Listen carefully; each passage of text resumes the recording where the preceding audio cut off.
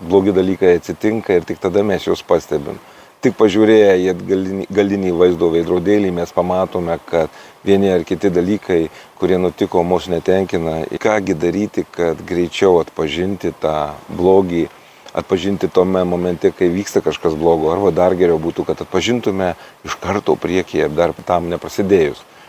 Tai iš tikrųjų sudėtinga, tačiau duosiu kelis dalykus, kuriuos jūs apmastysite ir galbūt lengviau pažinsite tos blogus dalykus, kurie vyksta aplink jūs ir sugebėsite rasti sprendimus, kurie leis jums išvengti, pasipriešinti arba pakeisti situaciją geresnę linkme.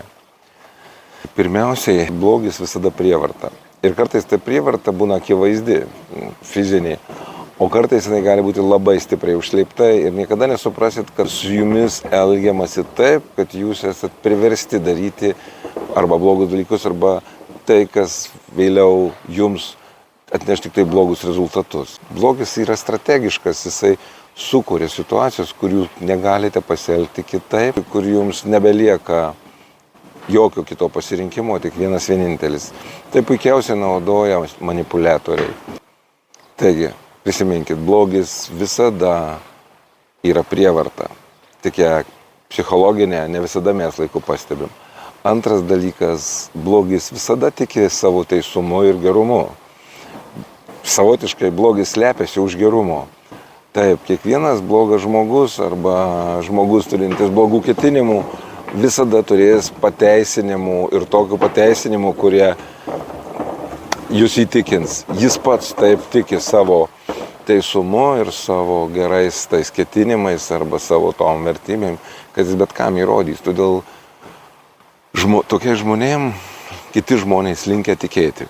Žinokit, kad blogis visada tiki, kad jis gėris. Ir taip tiki nuoširdžiai. Jis nesupranta, kad tuo metu yra blogis. Labai sunku įtikinti. Praktiškai tai neįmanoma padaryti. Geriau jau ko gero tyliai ir ramiai pasišalinti, negu bandyti kovoti, įrodinėjant, kad jūs labiau žinot, kas yra blogis, kas gėris. Tokiam neįrodysi. Kitas momentas, kad blogis visada viską vertina ir absoliutina. Tai yra, tu blogas, tu netoks, viskas čia blogai, viskas čia gerai, pamatysi bus taip. Tai yra, visada vertina ir uždeda tam tikras etiketės. Blogis tiki savo iliuzijom ir tos iliuzijos jam realybėje. Ir visada iškraipo realybės pats.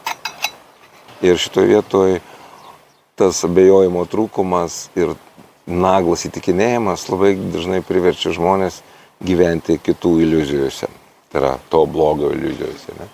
Taigi, blogis visada pristato savo realybę kaip tikrą ir priverčia jūsų abejoti jūsų tikrą realybę. Blogis visada slepiasi po gėrio kaukę. Blogis visada yra prievarta, tik sunku ją pastebėti. Dar du dalykai, kurie kaip požymiai atpažinti blogį. Tai pirmiausiai, kad blogis yra visada labai kalbus, iškalbus. Blogis visada moka argumentuoti, moka įrodinėti ir moka įtikinti. Todėl jis visada turi reikiamų žodžių, reikiamą kiekį bet kokioj situacijoje, kad įrodytų savo. Antras dalykas, kuris dar labai svarbus blogiui, jisai visada užsispyręs. Tai yra, jis turi tokios gyvybinės energijos tiek daug, kad gali ilgą laiką kentėti, laukti ir išlaukti savo. Tai gali būti amžinos tylos minutės, tai gali būti užsispyręs pyktis ir pykčio rodymas ilgą laiką, kol jūs pasiduosit. Ir daug kitų situacijų, kur blogis savo užsispyrimu laimi tai, ko nori. Tai yra dar du dalykai, kuriuos aš noriu pridėti prie praeitų trijų, kad suprastumėt, jeigu jie visi kartu, tai jūs tikrai turite ryšį su blogiu. Beje, blogis labai mėgsta kurti savo aplinką, tai yra surinkti tinkamų žmonės tinkamoje vietoje, kurie visada jį palaikys jo tikėjimą ir tokiu būdu kurs dar didesnę iliuziją, kad tai yra tiesa ir tai yra gėris. Atsimenat, sakiau, gėris tai yra tai, ko tiki blogis. Nepasimaukit ant jojo iešmo, laikykitės ir jeigu atkreipsite dėmesį į šitos 5 faktorius, jūs tikrai laiku galėsite priimti teisingą sprendimą. Tiek šiandien.